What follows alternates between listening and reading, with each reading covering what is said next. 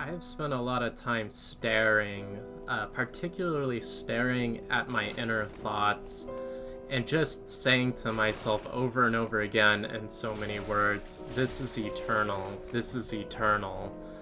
Uh, what I meant is that I was just one moment of mental experience forever, and that's all I was just that one moment, just sort of like a star in the sky just sitting there forever. And then at other times in my life, well, those would be other stars in that sky. And the stars, they never communicate with one another. They're completely separate entities. That's how I thought of it. And I have also stared at mathematics with my mind a lot, and it's not a coincidence. Mathematics, from a certain perspective, is changeless. If you look at set theory, the objects are changeless. If you look at any rigorous mathematical language, what is well formed is changeless. It's just, you just think of it as a set of strings, and axioms are changeless, and the rules of deduction are changeless. And I think that inspired my thinking.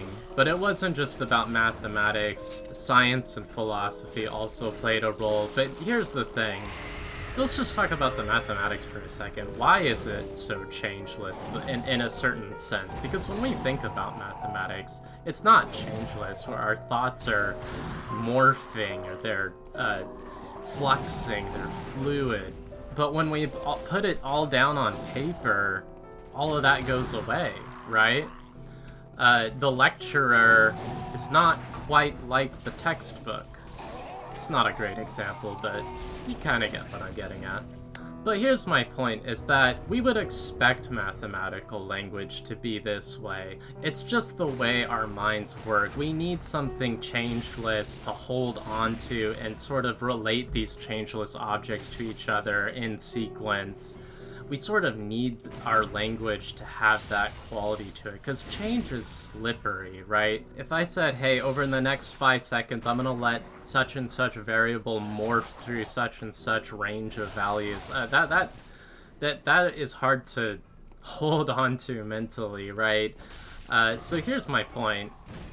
Just because the language is like that doesn't mean reality is like that. I don't know what reality is like out there. I think that's gonna be debated endlessly, whether things change or not. But I know that just because the language is like rigorous mathematical language is like that, doesn't mean that that's what reality is like. Yeah, thanks for listening. See ya. Thank you for listening. See you later.